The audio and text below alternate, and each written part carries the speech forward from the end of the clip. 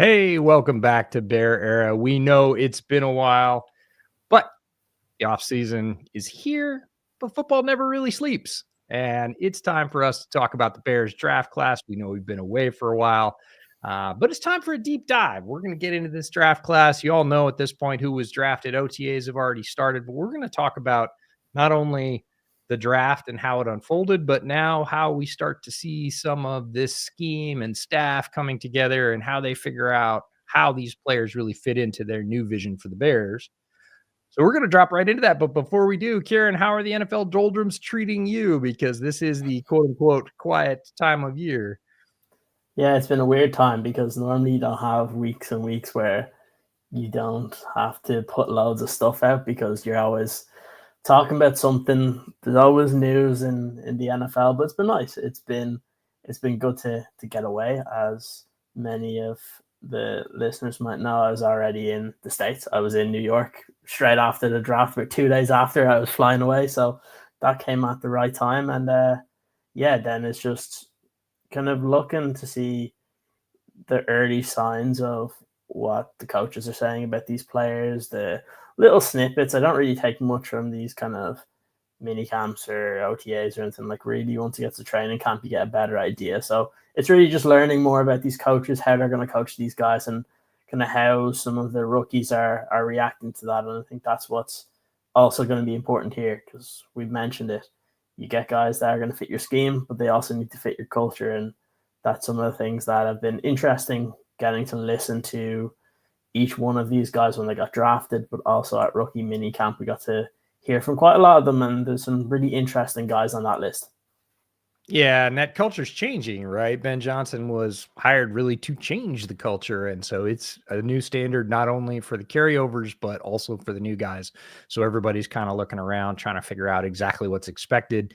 And I like what you said about not taking too much away from it. Everybody's so thirsty for every little clip from training camp that there's a lot of reaction and overreaction because there's just nothing else to talk about, like you said at the top of the show. So try not to do that, Bears fans. But I know we're all human. We're all prone to it. We'll try and dig in a little bit deeper than the surface, scratch down a little bit, and figure out what we can figure out without maybe overreacting and saying, no, we're absolutely sure. Because I don't think anybody's absolutely sure at this point. And that's fine. That's what this time of year is for, is to get the players out there, put them in different positions, take a look. It's, I don't care about touchdown to interception counts in training camp. This is the time to make mistakes, to see how things work. It all sounds like it's going well, but it all sounds like it's going well for everybody. This is the Hope Springs eternal portion of the NFL calendar. So let's start off with a quick review of the draft class. I'm pretty sure everybody here knows who the Bears drafted by now, but we'll just run through them pretty quickly, and then we'll talk about the players more in depth, one by one, starting at the top. That was Colston Loveland, number 10 overall, tight end out of Michigan. Again, my sticky note for the first round of the draft for the Bears was draft a good football player. They did that, so I was satisfied. A lot of people have reached out. Oh, did you like to pick that? I'm just glad they didn't reach in the first round and draft somebody that was more of a project at number 10, and that was very likely in this draft. Again, the shelf at this draft was probably 4 picks in, maybe 5, depending on who you're talking to. And 10 was a weird spot to be. They definitely had designs on Ashton Genty. They didn't get him, but they do come out with a good football player in Colston Loveland. We'll talk about him. Then in round 2, number 39, Luther Burden, the wide receiver out of Missouri. They trade down in the second round. They go down to number 56. They get Azie Trapillo. We'll just say tackle. He's a right tackle at Boston College. They're playing him at left tackle currently. We'll talk about him. He's huge, 6'8". Also in round 2, they stack on number 62, Shamar Turner out of Texas A&M, and they are going to play him at defensive tackle. There was some question about that. Right at the selection, right after the selection, they said in the opening press conference, we plan to play him inside. We'll talk about that decision and the player as well. Then they drop all the way down to round 4, number 132. And this is Ruben Hyppolite from Maryland, the linebacker. We'll have a few things to say about Mr. Hyppolite. Round 5, number 169 overall. They get Zay Frasier out of UTSA, the really tall, rangy cornerback. He's a lot of fun. Round 6, they had Luke Newman out I'll say offensive lineman from Michigan State, because he played both left tackle and left guard in his last 2 years for the Spartans. And then round 7, they rounded out number 233 with Kyle Monangai, the running back from Rutgers, who is a really interesting player to get that far down the board. Again, stacked running back draft, a lot of talent in this class. So you were going to get players who are very capable backs much, much later than you would typically. Bears do that in round 7 with Kyle Monangai. Just before we dive into the players, overall, what were your feelings when all 3 days were finished? There's a big roller coaster in the draft. Day 1, who are they going to pick? Who's Ben Johnson's first pick as a Bears head coach? Day 2, tons of value. They got extra picks. What are they going to do with them? Then day 3, how are they going to finish this thing off, clean up? And then even the UDFAs. How'd you feel when it got to like Sunday morning and the dust settled a little bit and you went, all right, this is what they did? There's a couple of things that I liked. So you mentioned it, obviously, coming out of round 1 and just getting a good football player, because I looked at some of the picks around where the Bears were, and I didn't like a lot of the picks that some of the other teams made in that area. So the Bears were in a position where they could have messed it up big time. Like, I think the dust is starting to settle a little bit with the Cincinnati Bengals right now. That was one of the picks I really hated. But what I liked is the player, we mentioned on our live stream before, that in the worst case scenario where all these guys are gone, who would be a guy that we could pick? And one of the names we did bring up was Colston Loveland. And again, good football player. It seemed like a lot of teams were very high on him. And the fact when the likes of Schefter and stuff were mentioning that when the Bears picked him, the phone calls just went dead. So that tells you quite a lot. What I liked then in day 2 is I like the fact that they did move down, got more picks in the second round, because I've always been one where when we were doing this, I liked the second round value, the players that were going to be in that kind of space. I wasn't a huge fan of when you get a little bit further than that. I was like, there is a drop off, and then it's going to be, if you're picking a running back or one of those guys in the 3rd round, you were fine. You were going to get a good player, but there was a lot of positions there that really did have a significant drop off after the 2nd round, and that's what I was worried about. So when they made that move with the Bills and they got their extra 2nd round pick, made sense. Then day 3 is a bit of a crapshoot. I will say, Ruben Hyppolite, I think I became an L because the amount of times I said who. Because again, you go into him and it's like, yeah, he runs fast, but you're hoping that he's just one of those developmental players that Dennis Allen really wanted and just thinks that he can really fit. That's good.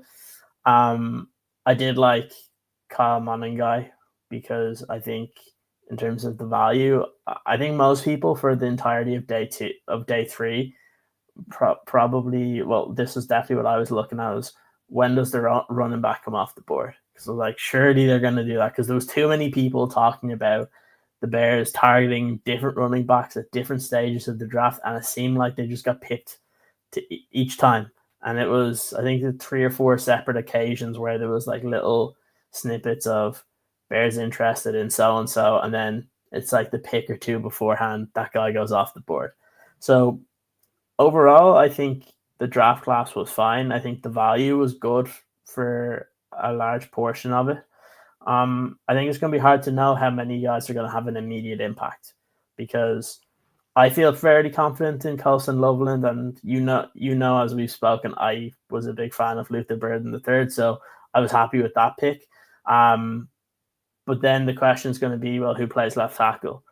If Azie Trapillo really does impress in training camp and can develop and he becomes a starting tackle, whether he's on your right side or your left side, if that happens, then the rest of the draft class doesn't really matter, because if you've able to find your other tackle and you've basically solidified each step of your offensive line, that's what we kind of went into this draft looking for as well.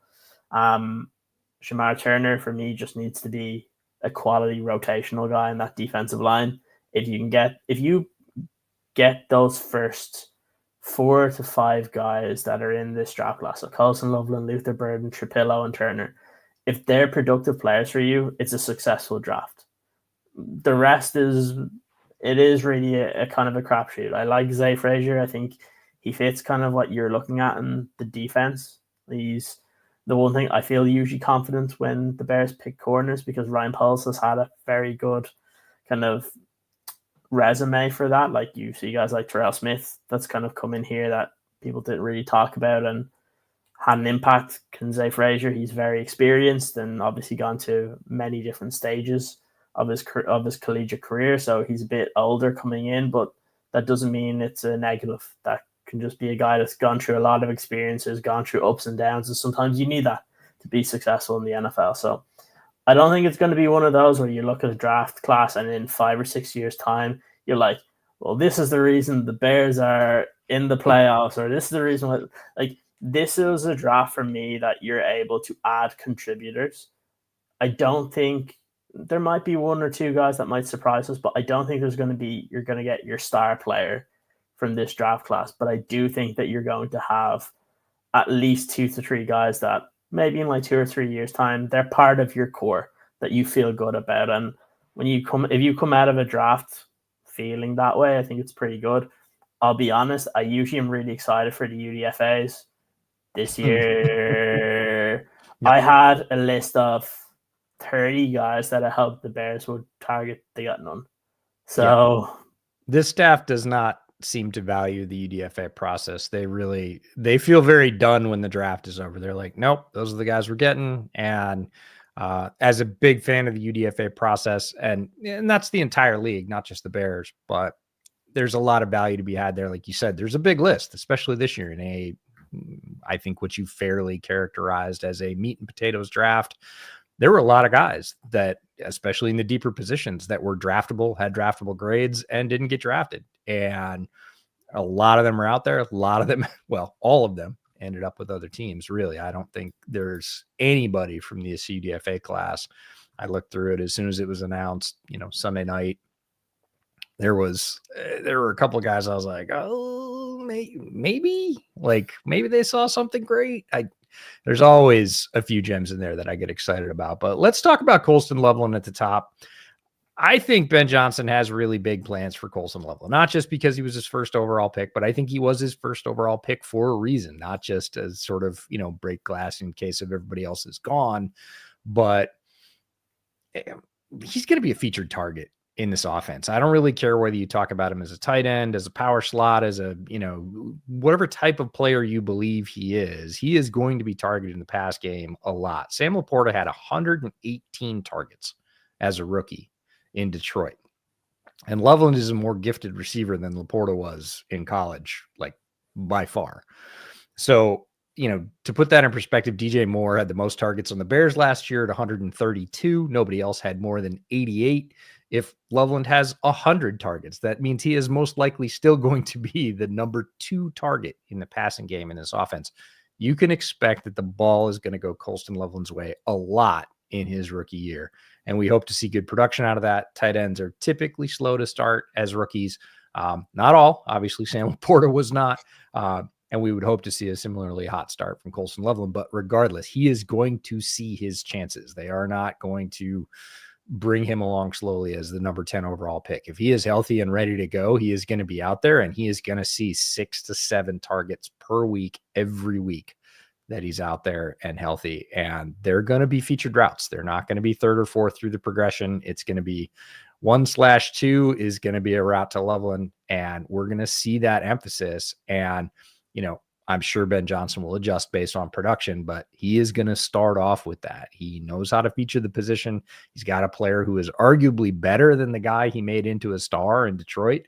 And I don't think there's any indication that the Bears aren't going to force a lot of targets to Colston Loveland's way. And I don't think that's a bad thing because I think he has the skills to pay it off.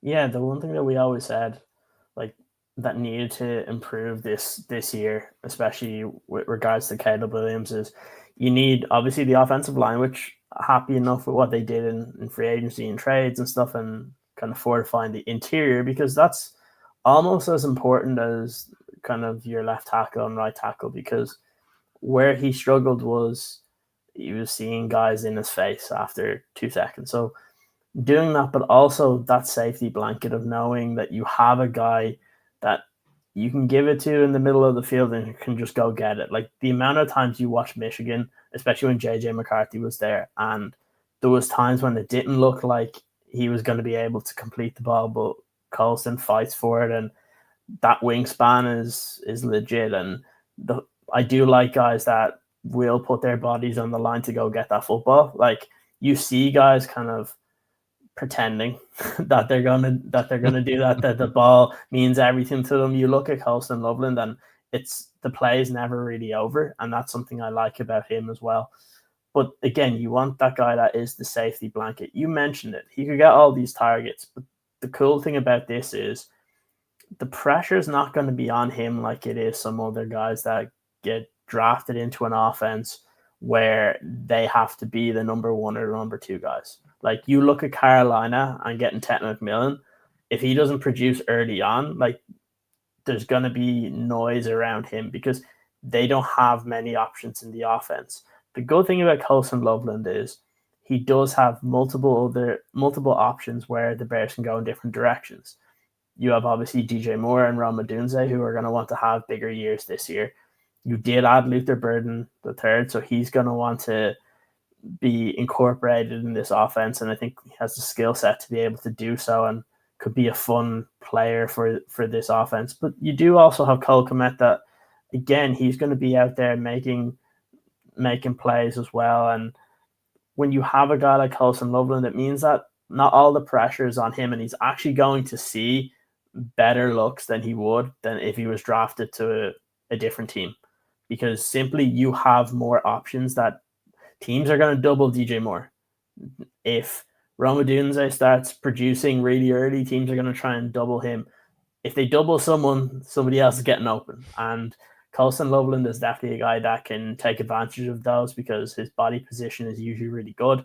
He's usually able to kind of figure out where he needs to be and, again, can work well with the quarterback. And the one thing that you look at is in the red zone, Bears struggle to score touchdowns, especially passing the football in the red zone, and he's just going to help there. And those are the type of things that you're looking for. You mentioned it beforehand, whether it's the power slot, like if you have a guy that does that in an excellent way, like you won't be complaining. And it's always good to have different options here. Like we're now looking at the Bears passing attack, and you're looking at kind of 4, 5, 6 guys that can go get the football. And then you're looking at the depth guys in terms of Olamide Zaccheaus and Devin Duvernay that they brought in. And nobody's really caring about them, but like there's going to be a game or two where one of those guys is going to show up and make 2 or 3 really important catches. And those are the things that we mentioned when Ben Johnson came in here, is not just DJ Moore, who's going to be like option number 3, number 4, number 5, because that's what you saw in Detroit. And now the Bears have a legit kind of 5 guys there that are going to be put in this offense where either they're getting paid really highly or they've been drafted very early and they're going to be key components of this offense. I think that helps a guy like Loveland because, again, he doesn't have to come in here and be the guy week 1. But what you want to see is that steady development. I think on our review of that pick, the one thing you were mentioning is that he's not your kind of typical tight end in terms of he's not getting those types of snaps. I think when you were talking about it with Detroit, you see a lot of where he placed Amon-Ra St. Brown. You'll see a lot of Colston Loveland, and that's very exciting because you put him in that area, but also there's other playmakers. Like if you had Loveland in there, Burden, DJ Moore, the Cole Kmet, all in one play, it's hard for a defense to diagnose where the ball is actually going to go to because there's many possibilities. And if they can instill this offense properly where they're able to kind of hide some of this stuff where everything looks the same until the play happens, that's going to help these guys. And yeah, I think it was a good pick. It was a good selection. Again, it shows faith in Ben Johnson that he knows what he's doing because he's the one that made the decision on Colston Loveland. Because again, you could have gone Tyler Warren.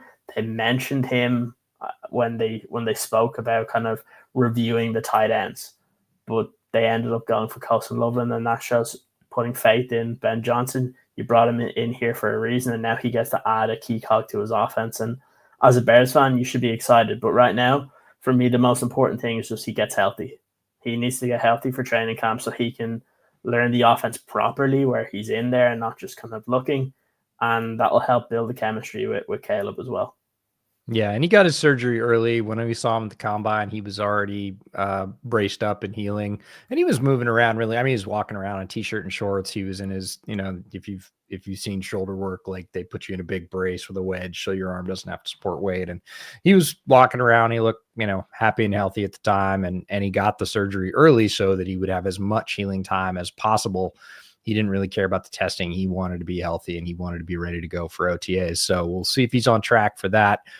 One caveat about Loveland, he is going to play more of a possession receiver role. He can get down the seam and make big catches, but don't expect a lot of yak from him unless he is by somebody. If he is in contact with a defender, he typically goes down. He makes the catch, as you said. He fights really hard for it, but he's not one of those guys that's going to break away, break 3 or 4 tackles, and take off for another 30 yards. And he doesn't need to be. He can be very effective, but it's going to be more possession and less big explosive play unless he gets free down the seam versus, say, a linebacker, and he can just outrun him, because there's 2 ways to get yak. One is to be free and keep going. The other is to be in contact, break free, and then keep going. He's not really a break free guy, but as a be free guy with a really tall frame and good wheels, he can get it that way, but he doesn't as often. His yards after catch average was lower in this tight end class, but he can still be really productive that way. And you can think of a lot of receivers around the league, and I do say receivers on purpose, who operate in that very same space. Let's shift over to Luther Burden, because he's a very different kind of player. He's a fascinating case study for me because he does a bunch of things at a very high level, and he does things at a lower than average level in terms of what he'll need to do in the NFL. And in terms of weighting those things is why I was lower on him as a player than a lot of people were, and why I was surprised they used a pick as early as 39 on him.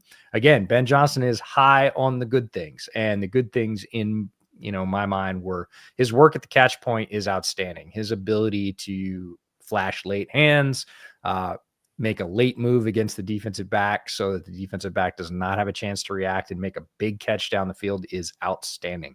It's really, really good. Huge catches in clutch situations. When Missouri needed a play multiple times, they went to Luther Burden and he delivered. And that is, you can call that whatever you want. That's a skill. He wants the ball in that situation. And that's a great characteristic for a receiver to have. And creativity in space, which is what everybody talks about with Luther Burden in terms of get him the ball in space, a lot of times on screens and stuff within 2-3 yards in the line of scrimmage. I'm not even talking 5 yards. It's at or behind the line of scrimmage, and let him work. He is bigger than he seems. A lot of players in that mold are a little bit shorter than he is. He's a full 6 foot. He's 200 pounds. He is a larger player, so he does use his body well in those situations and can create yak, unlike Colston Loveland. But those are the good things. Those are the things that Ben Johnson saw, liked, and basically invested in with a very high pick. The things that I see that are below level average for NFL, not for college. He was outstanding in college, especially in the year before he came out. But as we know, college skills don't always translate. College offense stuff doesn't always translate to the NFL. He is going to have to get better at intermediate route running and work against tough press corners in the NFL. He did not do that particularly well. I'm sure people will flood the comments and say, oh, here's one. Yeah, that's fine.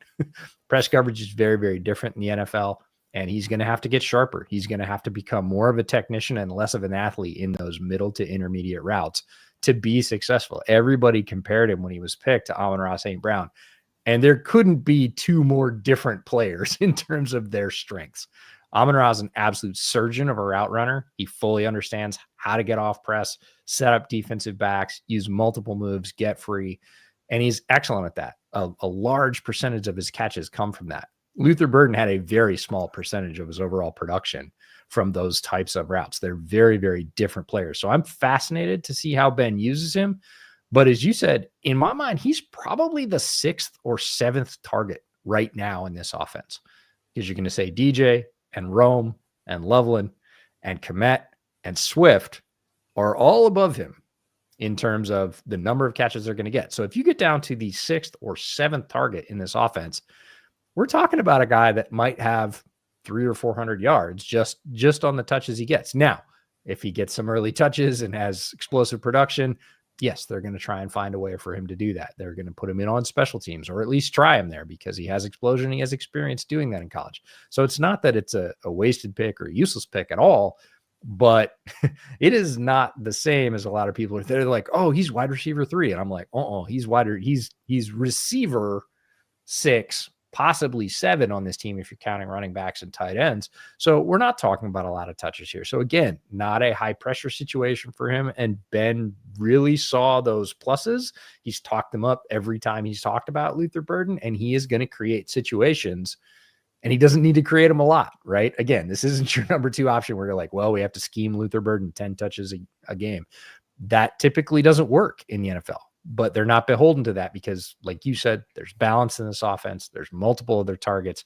So I think Burden landed in a good spot to be productive. Certainly Ben Johnson understands how to use him, but also the fact that he does not have to come in and just be the number 2, because if he had to do that and run a ton of traditional routes, it probably wouldn't go very well for him. But he doesn't have to. So I am fascinated. This is a wait and see pick for me, but I'm putting a lot of faith in Ben because, again, he knows what he wants, and he went after him with a very high pick, a top 40 pick. Yeah, you mentioned one of the things that I liked about him in the draft in terms of being that creative guy that when you do have the ball, when he has the ball in his hands, like, things can happen. And those are the types of guys that you do want to add to this team. And I think when I was looking at the receivers, I was looking at who could complement when you have DJ and Rum, who could complement, obviously, now when you have Loveland and Cole Kmet. We were still missing that kind of guy that if you get the ball to him quickly, that can make something happen. And he is that type of creative wide receiver where you mentioned it, like on the depth chart, they'll probably show him as like your starting slot receiver. But we already know that for a lot of those plays, you're going to see Colston Loveland in there.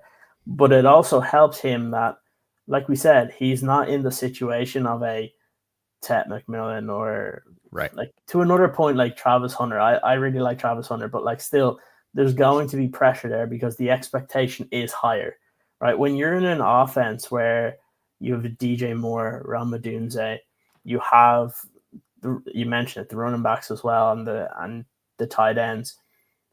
If you're wide receiver or if you're receiver kind of 5 or 6 in terms of target share, like you can take your time in terms of learning things, right? Like you don't have to be perfect straight away because you're probably not going to get the highest percentage of targets on this offense early on.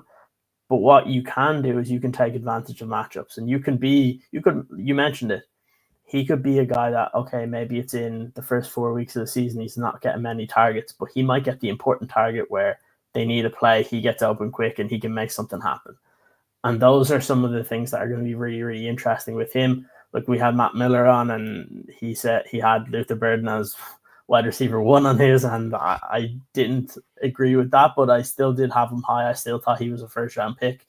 So when we got him in the second, it made sense. You mentioned it. The positives for Ben outweigh the negatives, but also when you have a coach in terms of in Ben Johnson, but also in Antoine Randall that's coaching these guys really, really hard.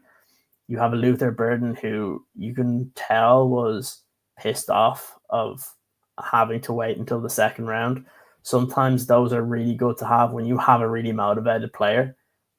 That can really aid in the development as well because they have more want to than if they were a first round pick where they're just like, I'm great.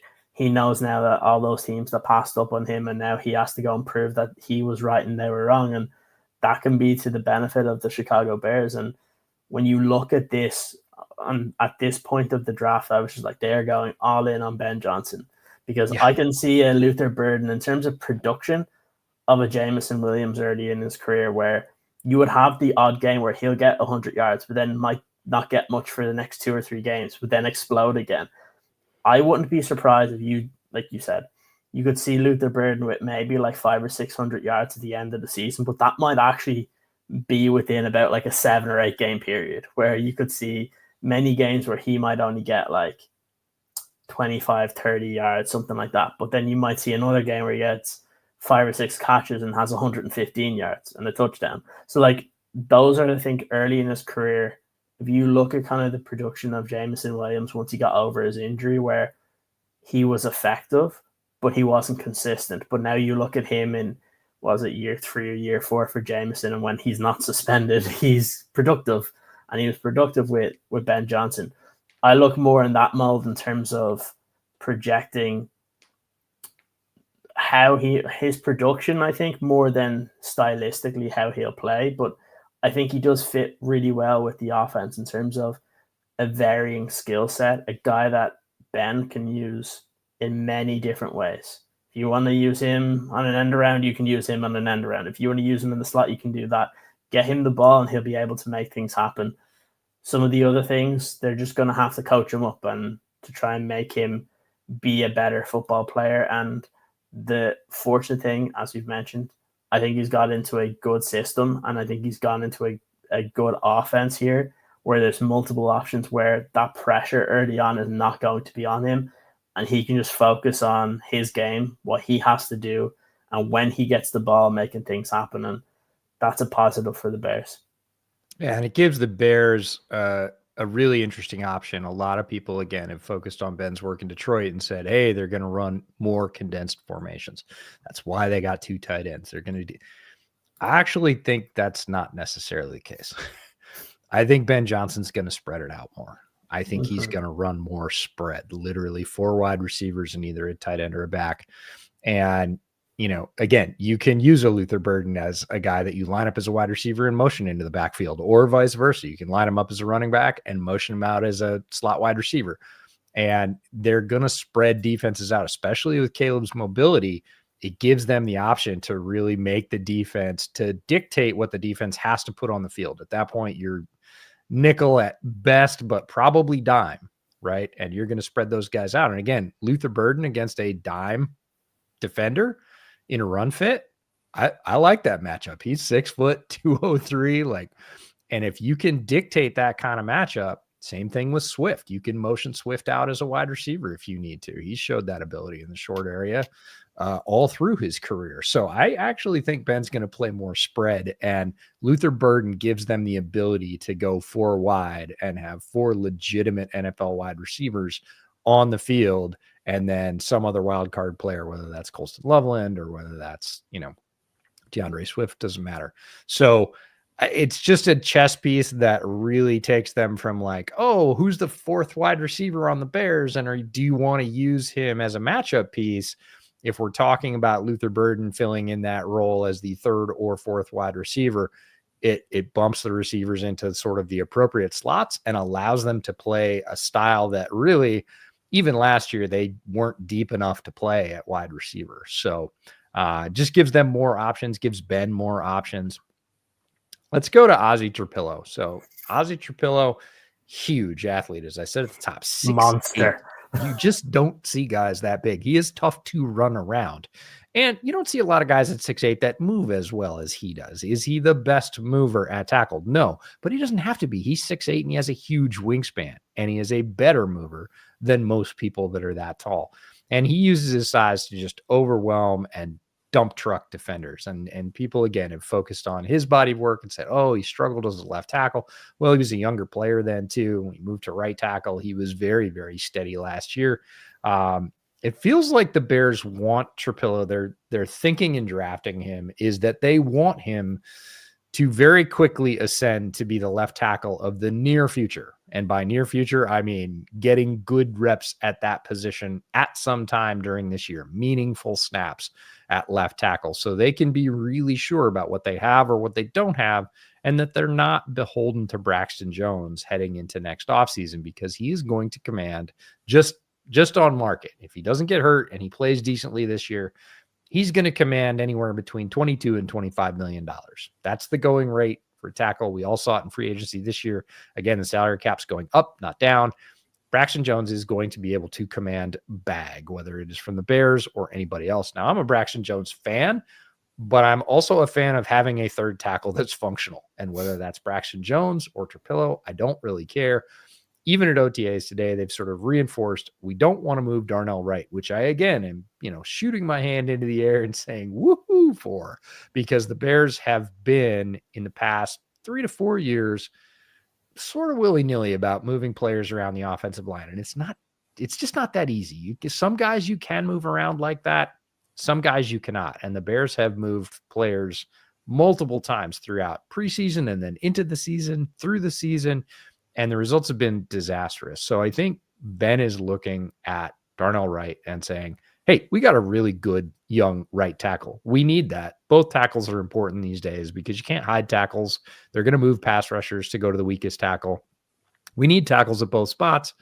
Darnell's playing really well at right. We're going to leave him there. Darnell's our right tackle.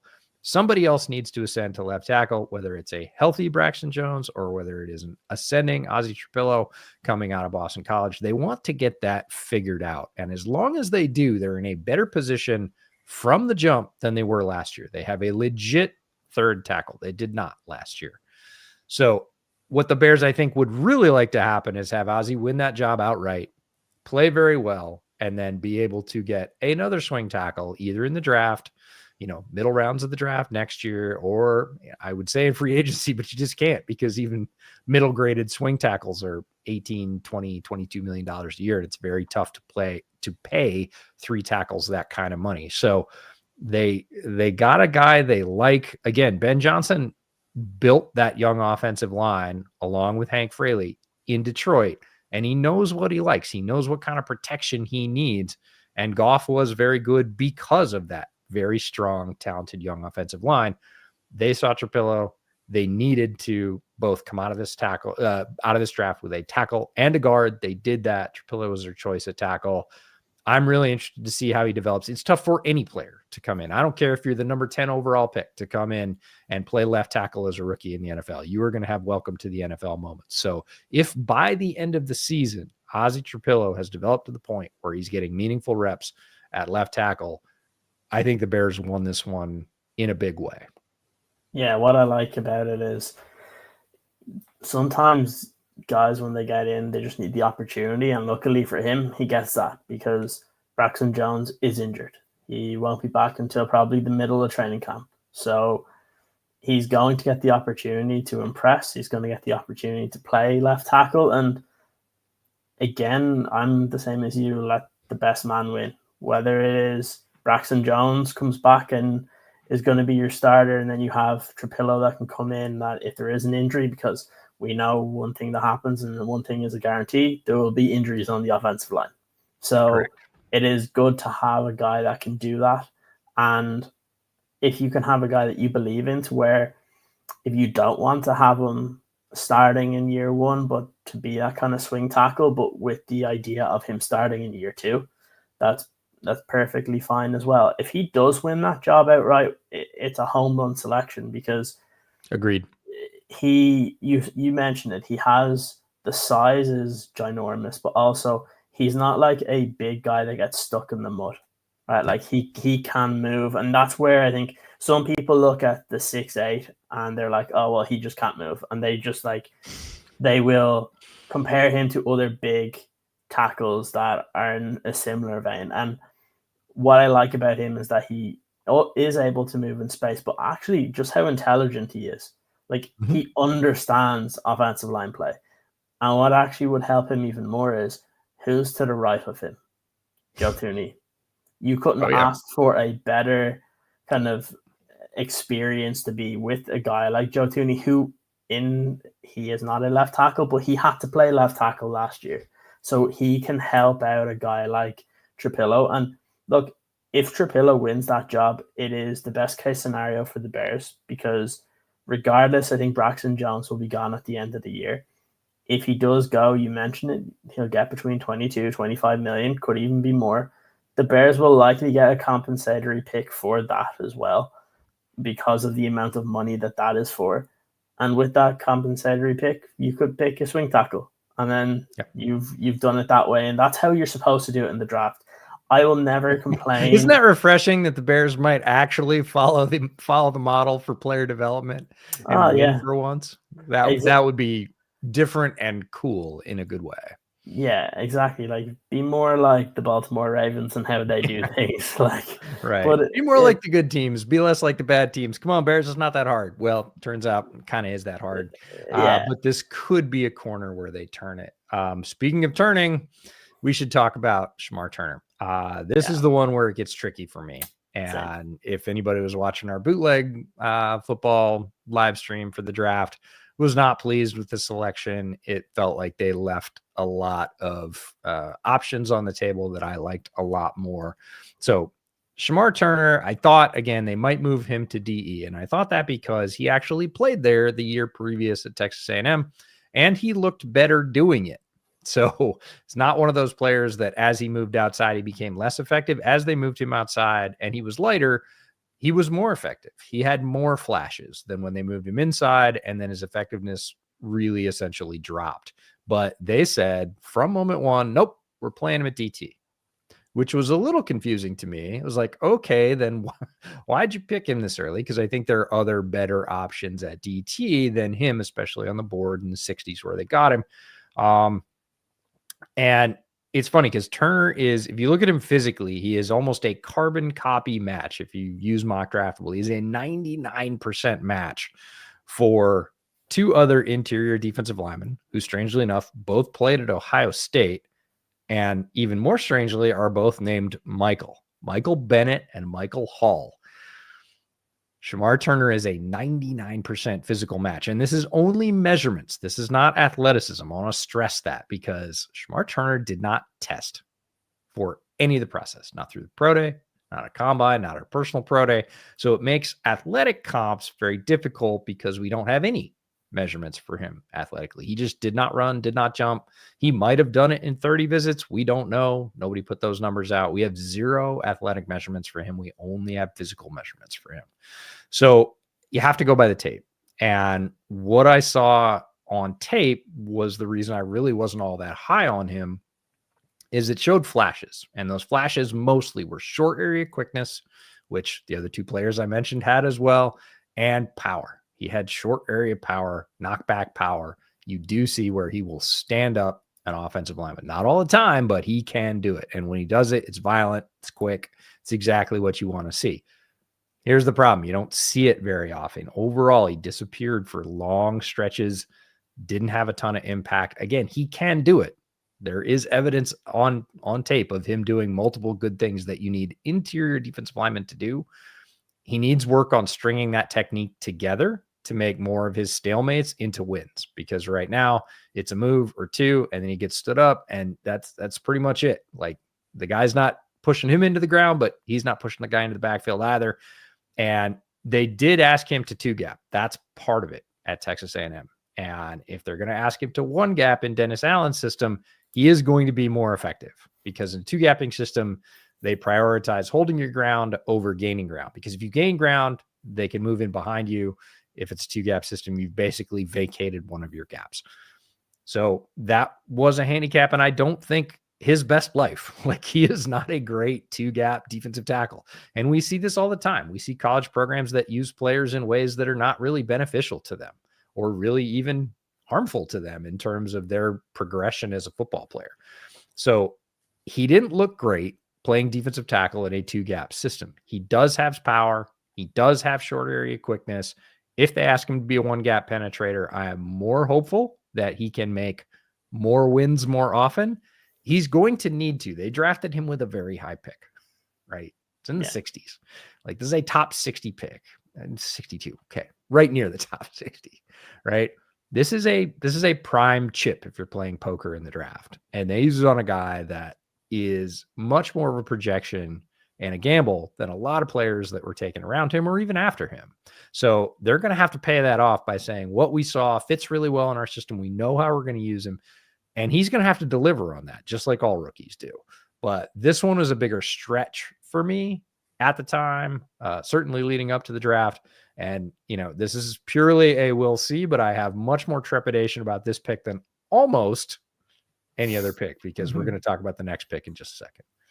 Yeah, Shamar Turner, it's an interesting one because you even listen to the latest episode that the Bears put out of their football drive, and it's almost like they were targeting him for a while, and Yeah, they were. and that's where I'm like, We're going to okay, talk about that specifically in relation to the next pick because it was fascinating. I love when teams put out that draft content because it it's shows you great. their approach and you can look at how they were thinking about the whole of the board. Mm-hmm. Yeah, which I really like because you could tell that when they were moving down, they basically mentioned they wanted offensive line, defensive line. And so they go Azie first because obviously you saw a couple of offensive linemen going right before at that point. So they go Trapillo. And then when it does come to Turner, there were still guys that I think that were left on the board that you could have gone in that direction, but clearly that's who they wanted. So when you mentioned the whole two gap system and then potentially going if he becomes a more one gap penetrator, I kind of my mind just went back to when Javon Dexter was coming out of Florida, where it was a system that didn't really fit his skill set, and then comes into the Bears. It kind of gets a bit more simplified for him what he has to do, and he becomes to a point probably outperforms his selection, which is what you're hoping for here with Shamar Turner. I think where he might get a little bit of where he's kind of lucky is the fact that he is the third second round pick. If he was the only second round pick, I think there's a way more way more kind of I guess eyes on him. Again, kind of similar to some of the other guys that like he has the ability to be able to develop here because you do have Javon, you do have Billings, then obviously that they brought in Grady Jarrett as well. So there's guys there that he can learn from, and he's gonna have to learn quick. If they can simplify for him and literally that one gap go get the quarterback and put pressure on and kind of be that disruptor, if he's able to do that while working within this rotation and if he can be productive there and if Grady Jarrett can be productive, you'll look at that interior and you'll be like, I'm happy enough with the Billings, having Grady Jarrett, having Shamar Turner, having Javon. I would still like another guy that's like the space eater type. We don't really have that other than Billings, but you can find those guys. I would still like to see if they can add someone that can do that because we saw what happened when Billings went down last year. But yeah, look, there's like you mentioned, there's flashes with Shamar Turner. I can see why they fell in love with the guy because his mentality and the way he kind of talks about football. I don't think you have to question that he loves playing football, which for a lot of these guys, that's something that they have to try and figure out. It's very obvious with him. If they can develop him properly and he can become one of those contributors on the defensive line, I think people will be happy with it. But as you said, as a second round pick, your goal really for that guy needs to be in a year or two, should be fighting to be a starter. And that's where the questions will come in. And if he can do that, then we don't have to talk about this in a year's time. But if we're talking about this after the season, and he is really just that bit part guy, and he gets the odd sack here or there, has a bit of pressure, but really when he comes in, you see a significant drop off between Javon and Grady Jarrett, and when Shamar's in there, that's where I think the questions will start to be asked of why was he selected number 62. But I think overall you can see the flashes there. Dennis Allen clearly wanted him. He seemed very excited when they drafted him. And I just go back to when we talked about Ben Johnson. I was excited when they got Dennis Allen to be the defensive coordinator. So I'm going to trust his eyes on what he wants and what he envisions for his defense. And obviously he feels like he needs multiple guys in the middle that can put pressure on the opposing quarterback. And I hope he's right, because if he is, then I think the interior of the defensive line, if they add like one more kind of guy that can back up Billings, I think you feel pretty good about the interior because you have multiple guys there then that can play. So that if Javon goes down, it's not like last year where Javon went down. We're like, well, who's going to play now? Yeah. So I think that's the positive thing here. I hope he develops. I think of the first four, he's probably the one guy with the biggest question mark. Yeah, and strangely enough, this is where my brain has a fight because I was like, well, when I watch him on tape, he's more effective, lighter, and outside. The farther he got outside, the more effective he was. So I was like, maybe they're going to play him at defensive end. They immediately come in and say, no, we're going to play him at defensive tackle. And I'm like, okay, on tape, I don't love that in my brain. But the other half of my brain's like, it's the guy on the other shoulder says, well, that's okay, because Dennis Allen's got a really spotty track record with hyper athletic defensive ends that don't develop. Marcus Davenport, Peyton Turner, Isaiah Foskey to a certain extent. I was like, okay, well, maybe he's safe from that curse, but wait, he played inside. I didn't love him there either. The 1-gap, 2-gap thing might make it up. One up in the chat asks, is it an effort problem? No, it's not an effort problem. He gives great effort, right? But you see a lot of guys that 1-2 moves, they get stymied, and that's it. They're still pushing. They're pushing really hard, but it just becomes a push fest, right? They're not going to be effective. They're not going to be a difference maker on that play because they're engaged. And it's just kind of a stalemate. You can kind of cross off the X and cross off the O and say, well, those guys really aren't going to do anything here. And if you're a running back, you're going to run around them. If you're a quarterback, you don't really have to worry about, ending up with that rusher in your lap. So it's not an effort problem. He's just got to figure out how to win more quickly or combine different techniques to win later in the down, because he doesn't typically do that. If he wins quickly, man, there's some really good reps of him winning quickly. Not a ton, as many as I certainly would have liked to see with even a top 100 pick. But if they can link those together, they'll get out of him what they hope to. Now we get to Ruben Hyppolite. This is full disclosure. I did not know who Ruben Hyppolite was. I wrote 283 draft reports this year, and I watched probably another 50 to 75 guys. So it's well over 300 guys, 350 guys. I had no idea who Ruben Hyppolite was. A, Maryland's defense didn't have a lot of players.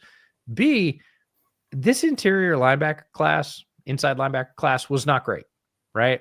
I wrote up 12 guys. I was familiar with another 6 or 7 who I didn't write up because I was like, they're UDFAs at best. I'm not going to spend hours and hours writing those guys up. Ruben Hyppolite was rated the 35th best linebacker by Dane Brugler with no write-up, just number 35, Ruben Hyppolite, Maryland. So I don't feel bad about not knowing who he is and having gone back to his tape. I don't really feel like I missed one. Using a 4th-round pick on him was one of the more irresponsible picks of the entire draft. And I'm not talking about for the Bears. I'm talking about for any team. It felt fueled by emotion. He very likely would have been available as a UDFA, like extremely high likelihood. Nobody else was fighting for Ruben Hyppolite. You were betting against yourself. It's a very strange overestimation of value. And here's where I want to go back to what you said earlier. When you're watching the draft video and they're trading down, they're like, hey, what's the likelihood in the draft simulation that Turner's still going to be there if we trade back and we are at number blank? What's the percentage?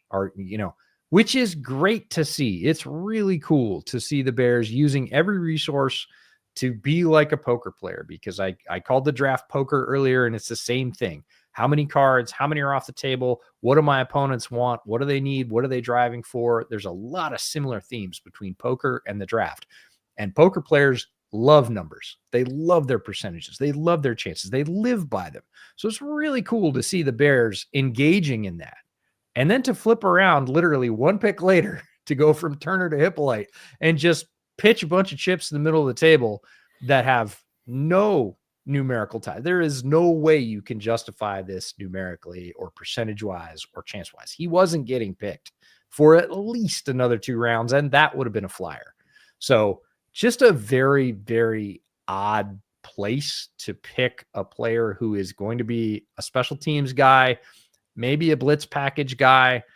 It's the 4th round. There's still a lot of other very valuable inline type players that you could have gotten. There's some safeties on the board I really like. The Bears could use some safety depth.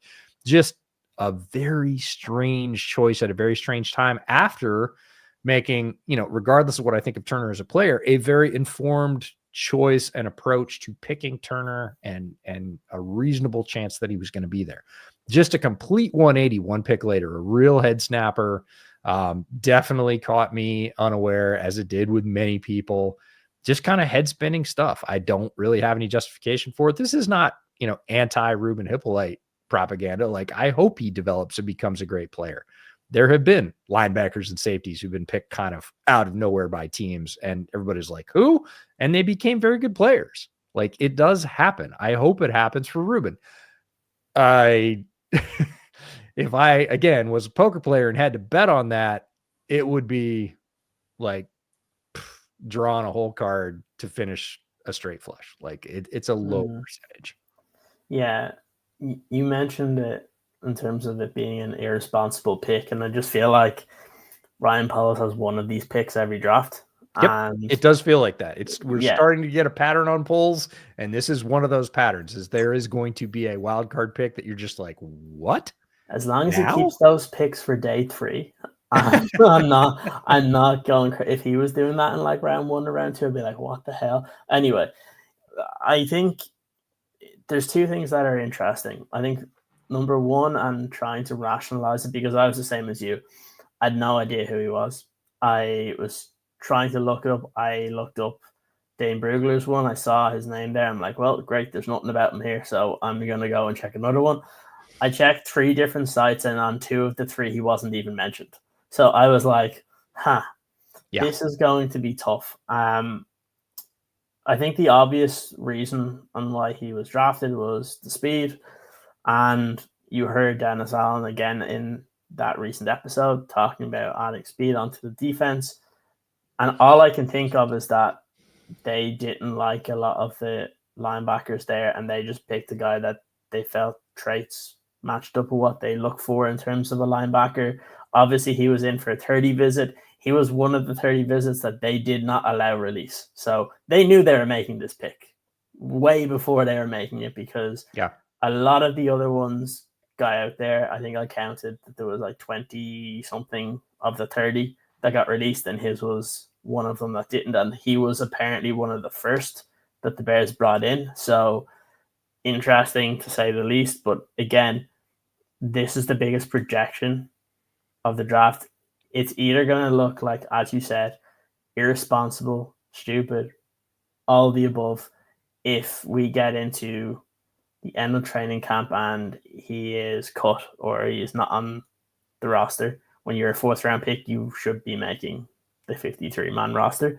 So that's going to be an interesting one. But also, from talking to different people today, that he has been playing with guys being out and stuff with the first team defense. So at least for him, he's getting, as we said with Azie, the opportunity. And now he's got to earn a chance to get playing time. But again, it's just going to be, he's going to need to learn the defense really quick. I hope that he's smart, because that's going to be the key. Because athletically, he has some of the things there, like we've seen, like in terms of the size of him and the speed. Those are things that obviously Dennis Allen likes, but again, production wasn't really there. You're looking at a guy that most people didn't have ranked very highly, but as you said, sometimes UDFAs come out and they start. Like, we all talk about it. Like Jack Sanborn, the year that he didn't get drafted, he was a UDFA. By the end of the year, he was starting.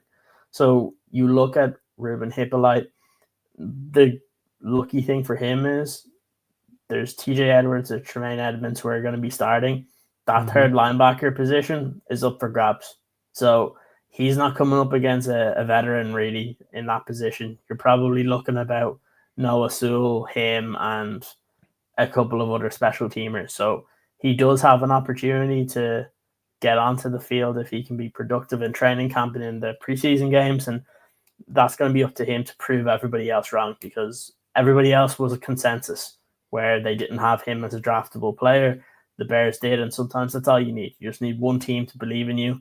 And now he's got to prove Ryan Poles and Dennis Allen right and everybody else wrong. And I hope he does. So Revan said, I'd love the trade downs until they actually pick players there. Yes, I talked about the draft being a roller coaster, and there are highs and lows throughout the weekend for us, for teams, for players, their families, agents, you name it. It is a wild ride, and one of the reasons I love the event dearly and probably will never give it up. But it is the Bears at this point, if we just kind of cut to a shot of EJ at this point, I was head down at this point. I was like, what are you guys doing? You started off very strong. You faded a little bit. You faded a little bit farther. What's going on? And the pick to bring me back was Zay Frasier. And I'm extremely excited about this pick because of the player, but also because of the fit. You talked about it at the top. This is a long, tall, rangy, fast, aggressive press corner. And that is so right up Dennis Allen's, schematic alley that he comes from a program that has a history of developing these players. Like UTSA loves tall, rangy defensive backs. When I saw them a couple of years ago versus Texas, they had 2 players over 6'2" in their secondary. They had a safety, a free safety was 6'4", and they had a corner that was 6'3". This is Tyreek Woolen school. Like this is they've got a type. The Roadrunners have a type. And Zay Frasier is next man up. I got to see him at Shrine Bowl. Really liked his skills. Again, doesn't have to come in and be a frontline defender for the Bears, and is going to be in a corner room that, quite frankly, is loaded. This is not a need pick. This is a value pick. We're now down, into the lower rounds, and you were picking height, weight, speed guys or guys that you think fit your scheme. And Zay Frasier was both. And man, did it kind of wake me up on day 3. I was kind of not getting excited about calling the rest of the Bears picks. And I was like, oh, let's go. Dennis Allen's in town and he gets to work with Zay Frasier. All right. You brought me back in. Yeah. The biggest thing here is you mentioned it in terms of, I said it early on, he's gone through a different path in college to get to this point. Look, it's not all to do with footballing ability. He had to go through COVID, all that sort of stuff, but then also there was academic stuff that he had to get through, but he found his way back, and that's the most important thing. And many guys in his position would have given up. He had to go to JUCO. He didn't do that. He put the work in and then gets back and puts together tape that, again, this year he said it clicked because there's certain things that he did in terms of making sure he was understanding everything that was happening. And those are things you want to see. You want to see those intelligent, athletic football players coming in. It also is very, very good when you have a new coach in Al Harris coming in and texting your GM in February to have a look at him as a potential day 3 option. And you end up drafting him because that's the guy that's going to be coaching him every single day. So I think that just goes to show, again, Paul is trusting in his coaching staff that it's a guy that he really wanted, mentions it to them, they look at him and they like him as well. And he has all those tools. He has very similar ones to when you look at some of the other guys that have been drafted by this regime in terms of this front office that have worked out. And now you're looking at guys like you still have Jalen Johnson, Tyreek Stevenson, you have Terrell Smith. If Zay Frasier becomes that 4th or 5th option and gets in when there's like an injury or gets in on the odd snap, he could be one of those guys to where we talk about Terrell Smith, that when somebody goes down, you still feel confident that Smith can be productive and it not really affect you. That's what you should be hoping for in year 1 with Zay Frasier, that when he comes in, he looks like he belongs. Because if that's the case, again, it's another great pick because corner is an important position. If you can get a guy that can be productive in day 3 at that position, like it's a no-brainer to do it. And I was also very excited when I saw that was the pick because, again, it was one that just made sense with who they were bringing in on defense, and adding more competition at that position is really, really important, especially with the way the offenses are currently in the NFC North. Yeah, and it felt to me like a sort of validation of what we've been saying about this draft is there are good players down the board. Again, the concentration of talent up top might not be what you want it to be, but down the board on day 3, there are going to be, capable players who are out there who can contribute. And Frasier was one of those. And I was, again, extremely excited that the Bears decided to go out and grab him. Let's talk about Luke Newman. This is, again, in the late rounds, they've already gotten Azie Trapillo to bolster their tackle depth. They still need interior depth. They need dependable interior offensive linemen. Luke Newman spent his last year at Michigan State playing left guard. He spent the year before that playing left tackle, full season. So the versatility, You're talking about a tough, experienced Big Ten offensive lineman that's going to come in and have as good a chance to compete for one of those swing spots, backup spots. That's a very valuable player. And again, you're getting him way down the board. It wasn't super heralded. Yes, I knew who Luke Newman was before anybody says, no, you didn't know who he was either. And there are players like this that get picked anywhere from, I would say, the late 4th in the compensatory picks on through the 5th, down into the 6th, who you just kind of know. And strangely enough, they usually come from Michigan on the offensive line. When you see a Michigan offensive lineman get picked in the 5th or the 6th, you're like, 3 years from now, that guy's going to be starting, and he's going to start for 5 or 6 years. He's going to sign a free agency deal. He's going to go somewhere else. He's going to play a couple more years, and it's just going to happen, right? Mm-hmm. I hope the same thing happens for Luke Newman out of Michigan State, because he's got versatility, good size, very experienced player, very tough player. And again, this is Ben Johnson. When I saw him at the combine and he got his time at the podium to speak, he said, it's not your top 5. It's your top 8 or 9, because your top 5, they're going to get injured. They're going to go down. Nobody goes through a season and plays 5 offensive linemen. Like, you play 6, you play 7. Sometimes you have to play 8. Sometimes you have to play 9. And that's even on good teams. So you got to have 8 or 9 guys that you feel good about, because if you only feel good about 6, you're going to go past that depth at some point in the season. You're going to be starting against a good team with offensive linemen you don't feel great about, and it's going to limit what you can do. And he said that very clearly. And this is, I felt like this is validation of that approach. And no, this is money where our mouth is. We're going to continue to take these picks and spend them on players that we know we need, because we're not as sure about our depth behind the guys we've assembled in free agency, who are very good. The starting offensive line for the Bears, I don't think it's arguable that it's the best one they've had in at least 3 seasons, and probably longer. But behind that, Ben Johnson knows you got to go 8 or 9 deep. And Luke Newman was certainly pulling a card out of that stack and saying, no, we're just going to keep stacking chips here. We're going to do this until we feel like we've got maybe 9 or 10. We're going to try and hide some guys on the practice squad. Wouldn't that be a thing for the Chicago Bears? Yeah. Like, it's almost a guarantee that a guy like Luke Newman is probably going to start a game this year, because there will be a time where you'll be missing 2 or 3 starters. And you need a guy that can come in here that can play multiple positions. Guys like that get kept on the 53 because it allows you flexibility elsewhere. Again, an interesting one to where production was there. You mentioned it, getting to play left tackle, playing left guard. He also practiced in this offseason preparing for the draft at center. So again, there's things like that. I don't think he's going to be your backup center by any means. He's probably going to be a backup like left, right guard. That's what you're probably looking at there, which again is very, very important, because honestly, I'd rather have Luke Newman coming in as a rookie than having to watch Ryan Bates play for this team.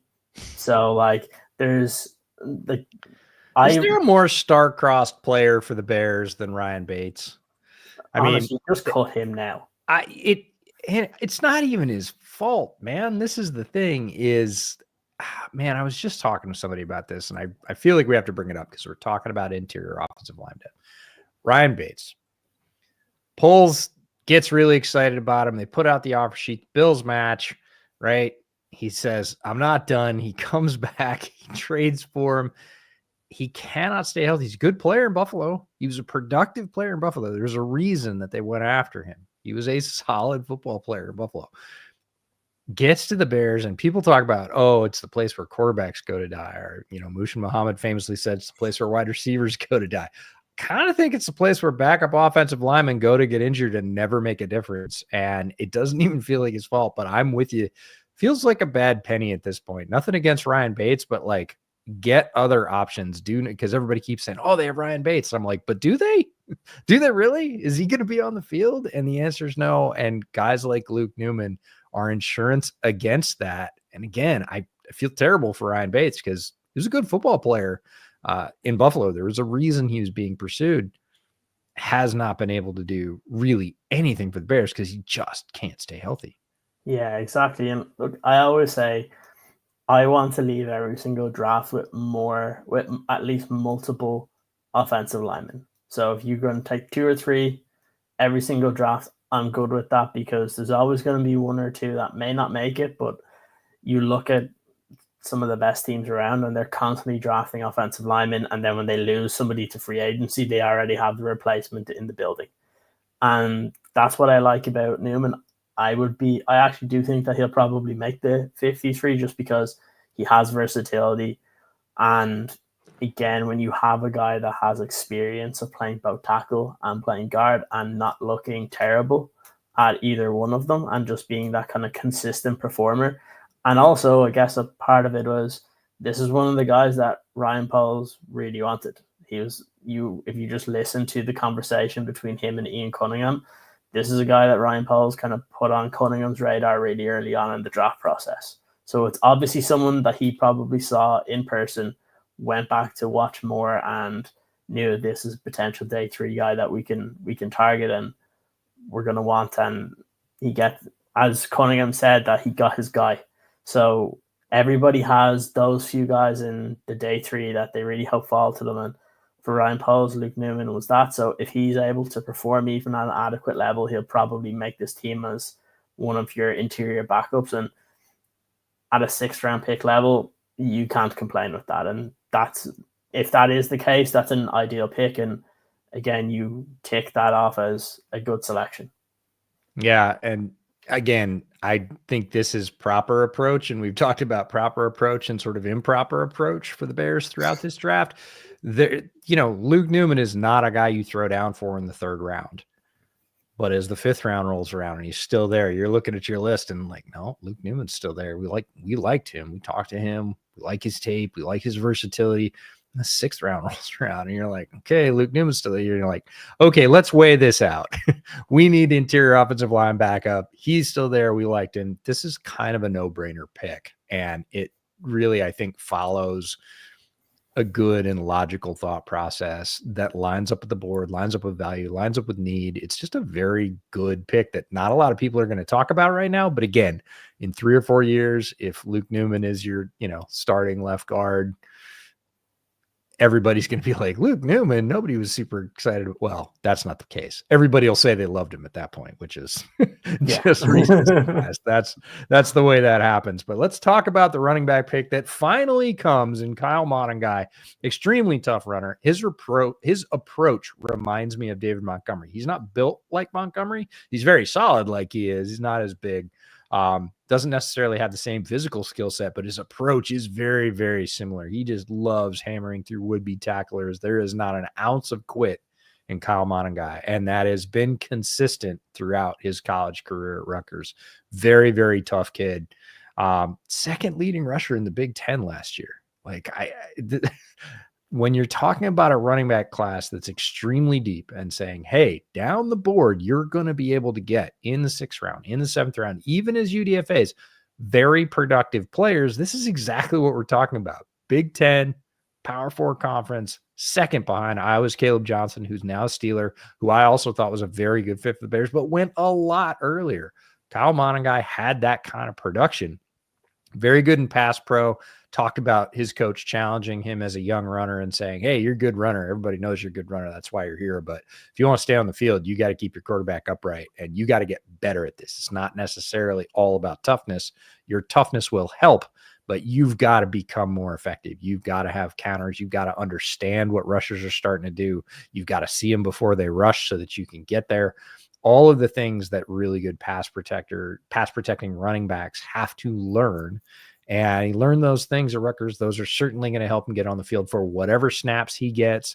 It'll be interesting as a late round running back pick, especially if the Bears do what a lot of people expect them to do, which is add another runner, whether that's Nick Chubb or whether they go trade for a Breece Hall if he's disgruntled or whatever happens there. If they add another high profile runner, the numbers game is going to get really interesting because they still like Swift. I don't think they're necessarily going to trade him. He is a known. Like Ben knows exactly what he has in DeAndre Swift. I still believe in Roschon Johnson. He was effective, like kind of crazily effective in a small number of touches behind a terrible offensive line last year. I think there's more there. I think he's still a good contributing football player. And then you stack up Monangai, and you're like, okay, where's the numbers shake out? Like how effective are all these players going to be? How many of them can play special teams? Because if you're a fourth running back on a team, you better play special teams. So it'll be interesting to see how they feel about him, because he's a draft pick. He's a 7th round draft pick. Let's be honest. Like, this is not somebody that you're going to go to the wall for. Would they like to keep him on the team? I'm sure they would. Eric Bieniemy is getting into him really hard in practice, which I think is a great sign, because Bieniemy is a very active and in-your-face coach, and he's not going to do that with guys that he doesn't like, right? He's not going to put out the effort, purely. So obviously he has a shine. Obviously had input on this draft pick to be able to say, hey, he's there. Do you want this guy? We've talked to him. Do you want to coach somebody like him? He did. I understand why. And again, a good value pick late in the draft for the Bears. Not exactly sure where he fits. It is going to depend on how this running back room shakes out and whether or not the Bears add anybody. He might be somebody that ends up on the practice squad. Everybody goes, oh, if he's on the practice squad, he's going to get poached. Again, every team in the league had 6 rounds to pick him and didn't. So, when you poach somebody off the practice squad, they have to go to the active roster, which means you have to dump one of the guys you had on your 53. Is it possible a team would do that? Yes. Is it likely? It's actually highly unlikely, outside of a rash of injuries in training camp for a team, that would happen. So the Bears might start out with him on the practice squad. And I don't think that's a loss, right? Because running back is a high wear position. You are going to have injuries. You're going to have guys go on IR, whatever else. And if you've got a guy you really like on the practice squad, it's a huge boon to your football team. Yeah, I think if the Bears don't add another veteran, then there's definitely a scenario to where he can make the football team. But like you mentioned it, if the Bears do trade for a Breece Hall, I'd be a fan of that for 2 reasons. But yeah, if you do that, if you add a Nick Chubb, I think the Bears still do need to do that. But like, again, it comes down to like the opportunity, right? Like, the good thing that he has is like Eric Bieniemy doesn't have any relationships with any of the other guys. He's never coached Roshan before. He's never coached DeAndre Swift before. So it's a fresh mind for him. And yeah, I got the same one where he's coaching Monangai kind of different than what we see from some of the other running backs that are out there. And that just shows that he does like him and that he wants to push him. Right. Because he reminds me of the style of running back that you've seen Bieniemy really like in the past, where it is that hard-nosed guy. He doesn't have that huge size and stuff, but like, he's hard to take down. He really puts his body on the line and also does not fumble the football. So you have that. You have a guy that's a willing blocker, because there's too many running backs out there that like they whiff on so many of these blocks. The Bears have 2 guys within their running back room that don't do that. Roshan's one and Monangai's another one. But it's going to be tough, because even if they don't add another running back right now, your depth chart, you have DeAndre Swift, Roshan Johnson, Travis Homer, Monangai, and Ian Wheeler. If you add in a Breece Hall or a Nick Chubb, you're right. He's probably going to be on the practice squad, and most teams don't add running backs from other teams' practice squads. It's usually a position of more pressing need.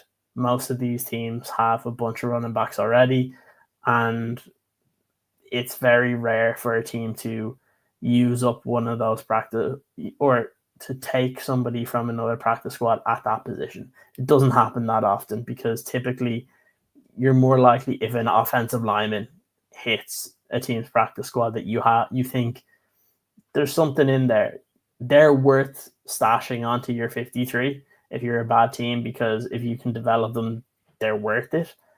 If you stash a running back and they don't work out, like, you're not really gaining that much, right? Yep. Like, it's different when it's some of those other key positions. Running back right now, that's just not the case. As we're talking about it, like, the Bears have 5 or 6 guys there that really, after DeAndre Swift and Roshan, anybody else could be the next man up. They may see it as, oh, Monangai has jumped both Wheeler and Travis Homer, and right now would be number 3. And if they brought in somebody else, last year they kept 4 on the active roster plus the fullback. So like, there's a potential that he could. I just think the most likely scenario is, with everybody staying healthy, if they bring in somebody else, he'll probably be a practice squad guy, and then next year probably gets elevated onto the active roster, because if they don't go big and trying to get a running back, because really the guys that are ahead, I think Travis Homer's contract is up at the end of the season. Roshan Johnson would have to get an extension, which I don't think will happen. And the same thing with DeAndre Swift. So, like, next year, that running back depth chart is wide open. So he needs to treat this year as kind of one of those years where he just needs to develop as a football player. And if he gets to play at points in this year, that should be a plus. But all he can do right now is kind of put his best foot forward and see, can he kind of steal a roster spot from somebody else that is a veteran but just doesn't prove it enough to this coaching staff? Because what they did last year makes no difference, because this coaching staff can only look at what they have in front of them. And if he performs better, he'll make a roster, because really this is the one position where you see the most surprises when it comes to cut down days, because when there's multiple guys that are on that depth chart, you don't have your bona fide number one. I know Swift is kind of like that, but he's not like a top tier level running back. Yep. Like, it's going to be open. Like, if Swift isn't doing well in the off season, doesn't do well in training camp, and Roshan looks really good, this coaching staff won't be afraid to play Roshan more, just because of the namesake of Swift. They don't care about that. And that's what Ben Johnson has been trying to say. No jobs are getting earned right now. Jobs get earned in training camp and through the preseason. That's it. And that's what the likes of Monangai need, and some of these other rookies need to look at, is right now it's all about learning. And then when you get into training camp, that's when your job really as a rookie is to steal somebody else's position. And that's what Monangai has to look at. He needs to look at the guys ahead of him and be like, I can perform better. So when you get a chance in preseason, do what the likes of Ian Wheeler did last year, because he was probably going to make the roster because he was playing really good football and was playing better than some of the guys that actually did make the roster at that position. So that's all he can do. I like the traits. Obviously, the Bears coaching staff do as well. And as a 7th round pick, a flyer there, I don't think really you can complain. I think the only thing that I was looking at for all of day 3, I think myself and Mike were texting each other the entire time being like, when are they picking a running back? So They finally did it in round 7. And if by some way he makes the roster, again, would be a fantastic pick. But I think, like you said, the highest probability is he'll be on the Bears practice squad all year and might get elevated, because running back injuries happen every single year. So he might get to play for the Bears this year, but all he can do is put his best foot forward. And if he does that, he has an opportunity here. Well, if I was betting on somebody to put their best foot forward on this roster, it would be Kyle Monangai, because he has great feet. He's not just a hammer. He is a sweet runner. He's a lot of fun to watch. If you haven't gone back and watched his highlights at Rutgers, do that. Again, it's the dead season of the offseason. We're not here to bore you, so we're going to be back, but it'll probably be 3 or 4 weeks, and we'll try and make it worth it. We're not going to do top 10 lists. We're not going to do our favorite number 87s from Bears history or our favorite hot dog toppings. That's really not what we signed up to do. When we signed up with our sponsor, Blue Wire, I said, look, we will do weekly content during the year. We will do some draft specific content because we're both really interested in that. And when it gets to the off season, we're doing like 1 hit a month, and that's what we're going to sign up for, because we do not want to drag listeners through a bunch of yuck in the off season. And they said, great, we'd rather have all killer, no filler content from you anyways. We're fine with that. So speaking of, support our sponsors. If you are not signed up for audio downloads on Blue Wire, go ahead and do that. Helps our numbers as well. And Homage Clothing. I'm wearing my Homage draft shirt from a couple of years ago for the Bears. They're great partners. They help support us. You definitely need some new team gear. You know it. There's that favorite shirt you have with holes in it in the bottom of the closet. Doesn't smell very good. You don't want to pull that thing out in the fall. Get something fresh. Head over to homage.com. Use the link down in the description. They will hook you up with some great, soft, comfortable NFL gear that looks great. And it helps us if you use it, if you buy anything by going through that link. So other than that, what do you got? Ciaran, we're going to be back in probably 3 or 4 weeks. We're going to try and line up a few good guests. Definitely do a training camp preview. right before training camp kicks off, and then kind of lessons learned during training camp, and then a primer for the season right at the end of August. But that's going to be our content for the summer. And in the meantime, yeah, we might pop up with some short videos. Definitely, if big news happens, you might see us pop up either here or on social. So be sure to follow us there, both on X and Blue Sky. But what else you got going on, Ciaran? So I'm gonna cross off the list of my tier list of beers from the US. So I'm gonna do that. Okay. Anyway, but look, I think we're, like you said, we're not gonna come on and do like all these videos on like small little topics. Like the one thing that has pissed me off the last 2 weeks is this whole like Caleb Williams thing. Like anytime somebody was bringing it up, my response, I always just put 3 words: do not care. Yeah, because it was. It's a tough time of year for NFL content because Yeah. everybody's thirsty for the NFL, because the NFL has made itself the enterprise that never sleeps. They want year-round content. They want to be the top billing on the sports card every single day of the year. They only play 18 games, or it's 17 currently, soon to be 18. But, you know, it is a tough time. Everybody's trying to fill up content. If you talk to other content creators right now, they are not loving life. They're looking for ideas. They're scraping along. They would rather be on vacation, just like a lot of NFL people. We have that luxury, and we actually think that's better for all of you, because when we come on, we've got something to say.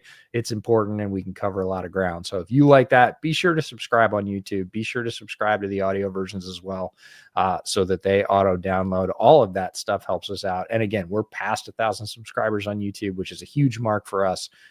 Big thanks to all of you for that. And in the meantime, we will see you pretty shortly, probably within about 3 or 4 weeks, with a pretty good guest, and do a little training camp preview and go from there. But thanks for hanging out with us today, tonight, wherever it is that you are, what time it is. And we'll see you shortly.